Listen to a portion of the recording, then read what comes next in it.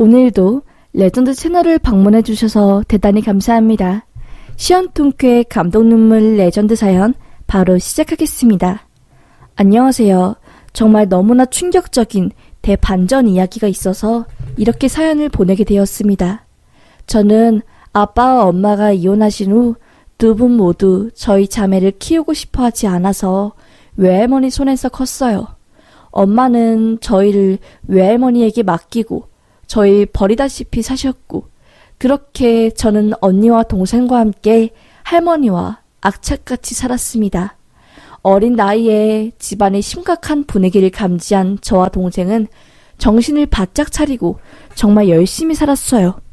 반면 큰언니는 소위 동네 양아치, 아니 동네보다 더 악질스럽고 극악한 거의 조폭 같은 남자들, 그리고 껌 씹는 여자들과 어울려 다녔습니다.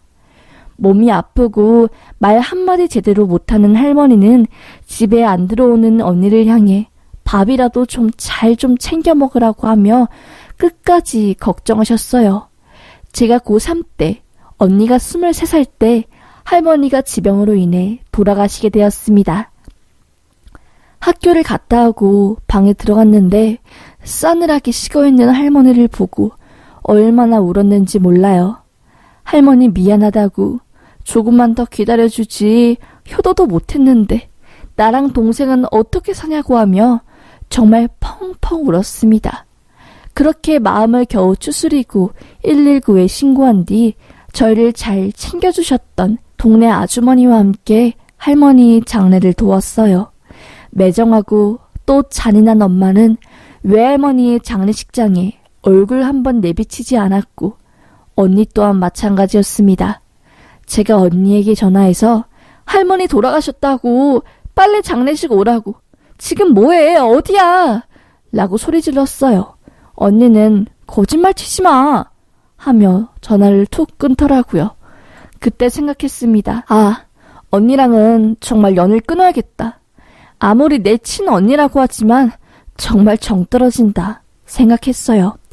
결국 언니는 할머니 발인 전에 잠깐 장례식장에 얼굴을 비치고 다시 또 어디론가 떠났습니다. 그때도 언니는 담배 냄새와 술 냄새에 잔뜩 쩔어서 머리도 센 노란색에, 코에도 입술에도 귀에도 모두 피어싱이 주렁주렁, 정말 보통이 아니었지요. 그렇게 할머니를 떠나보내고 저와 동생은 정말 둘이 의지하며 힘들게 살았던 것 같아요. 한평생 기초연금과 폐지 주운 돈, 그리고 기초생활수급자 돈을 아껴 이런 날을 대비해 저희 자매에게 몇백만 원 남짓한 돈을 연도색 함에 넣어두고 그렇게 떠났지요. 할머니 앞으로 되어 있는 돈 몇 푼과 장례식장에서 손님들이 주신 부조금 몇 푼을 모아 저는 동생과 함께 이 낡고 허름한 시골 동네를 떠나려고 계획했습니다. 그런데 일이 터진 거였죠. 집 안에 숨겨놓았던 할머니가 마지막으로 남긴 돈 수백만 원이 하루아침에 없어진 겁니다.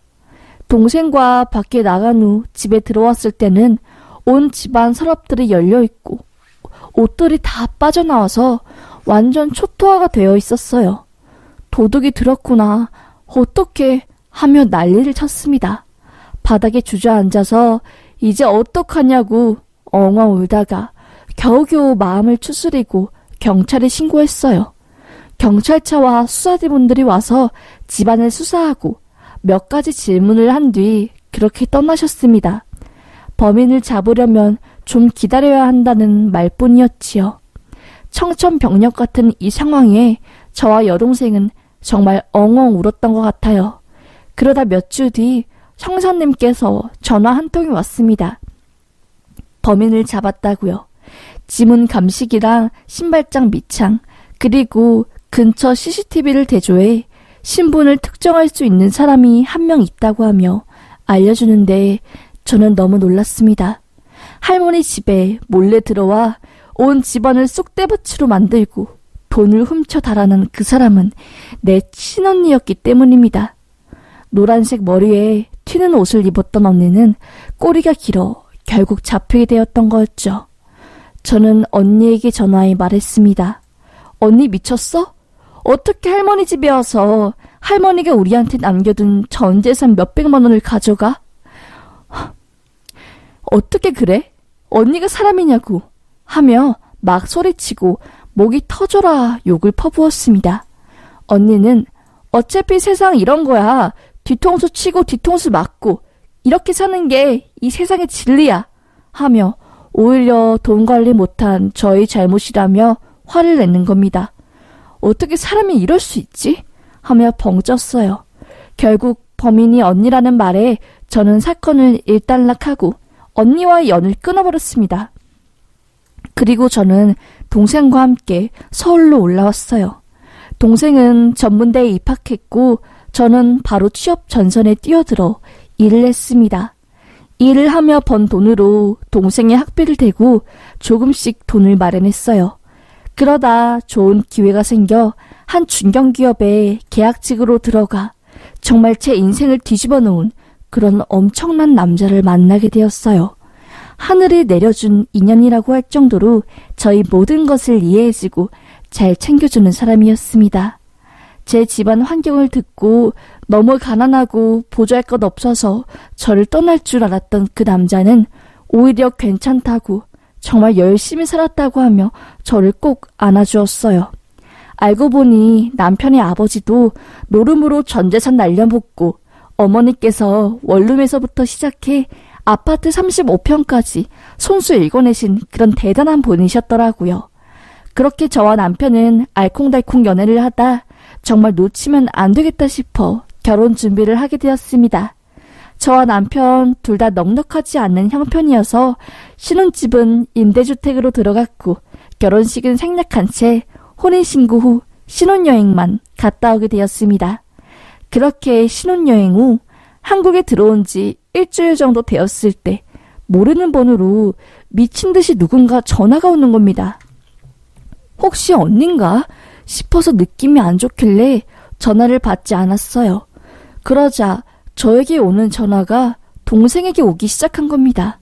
아무것도 몰랐던 동생은 그 전화를 받게 되었고 전화를 건 사람은 언니였어요. 언니는 여태까지 본인이 잘못한 일을 사죄하며 동생에게 엉엉 울며 용서를 빌었다고 해요. 동생은 결국 언니를 만나서 용서를 받아주고 그런 동생 때문에 저도 울며 겨자 먹기 식으로 언니와 끊은 연을 다시 잡을 수밖에 없었어요. 그러다 언니와 동생과 함께 제가 시댁 식구들을 만나게 된 일이 생겼습니다. 아버님이 갑자기 저희 집에 찾아오셨는데 그때 제가 집에 동생이랑 언니랑 함께 있었거든요. 어찌저찌 하다 보니 술상이 차려져 있고 언니랑 아버님이 술을 먹고 있더라고요. 원체 말술이었던 언니는 어찌나 저희 아버님 비위를 잘 맞추어 주던지 정말 그날 아버님이 한시도 멈추지 않고 웃고 떠드셨습니다. 그렇게 신기한 광경을 뒤로하고 아버님은 집으로 다시 들어가셨어요. 그 일을 계기로 저희 자매가 다시 친해지나 싶었는데 일이 터진 겁니다. 알고 보니 언니가 저희 동생한테 연락한 이유가 돈을 뜯어내기 위해서였어요. 저 몰래 언니가 동생한테 잠깐 핸드폰이랑 통장, 도장 이것저것 좀 빌려달라고 했나봐요. 자기 신용 불량자라서 핸드폰 다른 사람 명의로 개통하려고 하는데 너 명의 좀 빌려달라고 하면서요. 동생은 아무것도 모르고 알겠다고 하면서 핸드폰 등등 중요한 서류를 넘겼는데 알고 보니 언니가 그것들로 제3금융권, 그러니까 거의 사채 비슷한 곳에서 돈과 신용카드, 빵 등등으로 수천만 원에 달하는 어마어마한 돈을 빼서 도망간 겁니다. 아니, 핸드폰이랑 도장, 신분증 등을 가져가고 언니가 연락이 안 되자 저한테 이 사실을 동생이 털어놓았고 저는 동생의 이야기를 들은 후 극 대노했죠. 너는 애가 어떻게 된 애길래 그렇게 겁도 없이 네 명의로 된 핸드폰이랑 신분증 이런 걸 다 큰언니한테 넘기냐. 너는 진짜 큰언니가 어떤 사람인지 몰라서 그랬냐고 엄청 화를 냈죠. 순진한 동생은 설마 언니가 자기 뒤통수를 칠 거라고는 상상도 못해서 엉엉 울기만 했습니다. 그렇게 해서 동생 앞으로 수천만 원의 빚만 남긴 채 언니가 도주했다는 사실을 알게 된 거죠. 언니에게 수천 통을 걸어보았지만 받지 않았고 결국 나중에 가서는 번호조차 없는 번호로 뜨더라고요. 끝끝내 언니에게 고소장을 접수했습니다. 하지만 정말 어디 외국에 도망이라도 간 건지 눈, 코빼기 하나 보이지 않았어요. 그렇게 언니는 하나뿐인 막내 동생에게 사기를 치고 잠적을 했습니다. 어디서 실종이라도 된 건지 경찰들조차 언니의 흔적을 찾을 수 없었고 그 사건 이후 꼬박 8년이라는 세월이 흘렀어요. 그 사이에 정말 큰일도 생겼었습니다. 저희 시아버지가 집을 담보로 어머님 몰래 대출을 받은 거예요. 예전에 젊었을 시절 아버님께서 어머님이 숨겨둔 목돈으로 몰래 노름을 하다가 정말 집안을 풍비 박살 낸 적이 있었거든요. 이번에도 노름을 끊지 못한 아버님은 대출을 받아 한 비닐하우스에서 진행되는 큰 돈이 오가는 그곳에 쫄딱 박아버린 겁니다.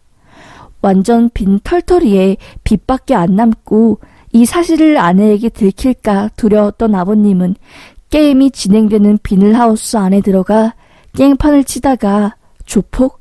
하여튼 그 남정네들한테 질질 끌려가 맞다. 나중에 경찰이 이걸 알고 소환 조사를 해 어머님 귀에까지 들어가게 된 거였지요. 정말 집안이 난리가 났어요. 남편은 아버님이랑 연을 끊을 거라고 난리 치고 어머님은 당장 집 나가라고 비밀번호까지 바꾸고 은행 이자 때문에 집이 경매에 넘어가려고 하자 저랑 남편이 마이너스 통장 뚫어서 겨우겨우 집 넘어가는 거 맞고 그랬네요. 그 사건으로 인해 아버님은 집에서 쫓겨나셨어요. 남편도 아빠랑 연 끊겠다고 하며 으름장을 놓아서 정말 연락 한 통 안 했고요.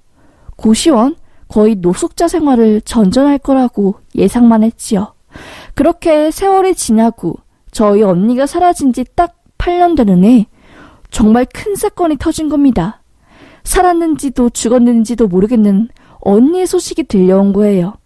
아마 여러분들도 들으셨을 수도 있어요. 뉴스에 나온 사건입니다. 한 조직원들이 모텔에서 방을 잡아 집단적으로 노름을 했는데 그 조직원들 중에 여자들은 밖에서 노숙하는 노인들을 모텔로 들여와서 있는 돈 없는 돈 다 노름판에 쏟아붓게 하고 그 노인들 명의로 안 좋은 일에 사용하는 그런 통장을 만들어서 돈을 벌었다는 이야기였어요. 그런데 그 이야기의 주인공이 저희 언니와 아버님이었던 겁니다. 알고 보니 언니도 노름 때문에 동생에게 수천만 원 사기를 치고 전국 방방 곳곳을 돌아다니다가 나쁜 범죄 조직단에 들어가 그런 짓을 일삼고 있었던 거예요.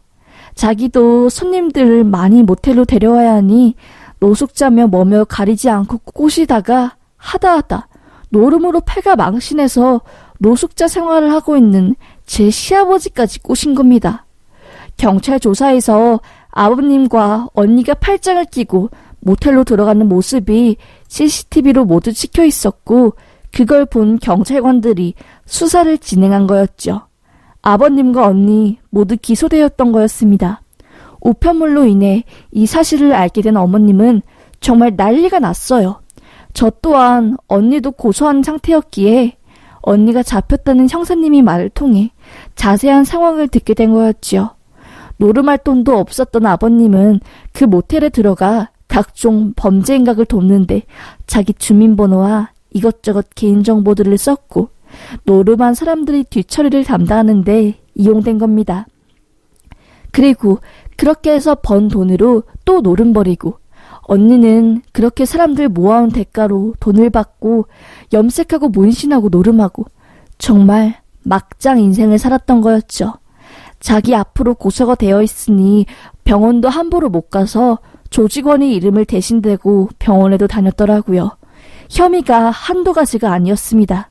증거인멸 혐의와 거주지 불분명의 이유로 구속수사된 언니와 아버님을 보니 정말 속이 말이 아니더라고요. 남편은 난 아빠 없다고 그 사람 누구냐고 그 사람이 감옥을 가던 말던 내 알바 아니라며 냉정하게 외면했고, 그래도 전 꼴의 언니라고 만나서 원망이라도 하고자 찾아가서 얼굴을 보았지만 안 보는 게 나을 뻔했습니다. 정말 무슨 영화에서 나오는 사람처럼 온몸이 뼈쩍 꼴아있고 머리는 산발에 눈이 움푹 파여있는데 정말 금방이라도 좀비처럼 변해버릴 것 같았습니다. 저는 언니를 보자마자 실성한 듯이 웃더라고요. 왜 찾아왔냐고, 우리 연 끄는 거 아니냐고, 돈 받을 생각이면 그냥 집으로 가는 게 좋다고 하면서요. 저는 말했죠. 언니 어쩌다 이렇게까지 됐어? 하늘에 있는 할머니가 언니 보면 얼마나 마음이 아프겠어. 최소한 할머니 생각해서라도 그럼 안 됐지. 언니, 죗값은 달게 받고 제발 재판 끝나고 사건 마무리되면 제대로 정신 차리고 살아. 더 이상 친동생한테 돈 뜯지 말고. 알겠어? 하고 말한 뒤 뒤를 돌아 집에 왔습니다. 차오르는 눈물을 애써 삼켜내느라 얼마나 힘들었는지 몰라요. 면회가 끝나고 문을 나서야 그때서야 울음을 터뜨리는 언니의 목소리와 끝끝내 참지 못한 저의 울음이 공허한 건물에 고요히 울려 퍼졌고 인생이 너무나 한스러웠습니다. 실제로 형을 살 거라는 제 예상과는 달리 언니는 징역형을 받았지만 집행유예 때문에 철장 신세를 면했고 국가기관이 도움을 받아 알코올 중독 치료와 정신과 치료를 받으며 정상적인 일을 하며 살고 있네요. 어디 국가 직업 연계 시스템으로 죄과일을 배우고 있다는데 제발 이제는 정신 차리고 살았으면 좋겠습니다. 어느 집안이든 아픈 손가락은 있기 마련이지만 저희 언니는 정말 아픈 손가락을 넘어선 것 같아요. 제 동생에게 사기를 쳐서 대문짝만한 마음의 상처를 남긴 언니가 죽도록 밉고 정말 죽여버리고도 싶지만 핏줄은 부정할 수 없나 봐요. 그래도 언니가 빨리 정신을 차리고 건강한 삶을 살기 바라는 마음이네요. 시아버님도 그냥 이제는 더 이상 어머님 안 괴롭히고 알아서 잘 사셨으면 좋겠습니다. 정말 세상이 뭔지 저에게 이런 일도 있네요. 하도 답답해서 이렇게 사연을 보내게 되었습니다. 인생 세옹지마니까 언젠간 언니도 아버님도 정신 차리시고 그냥 다 걱정 없이 살 날이 오겠죠. 감사합니다.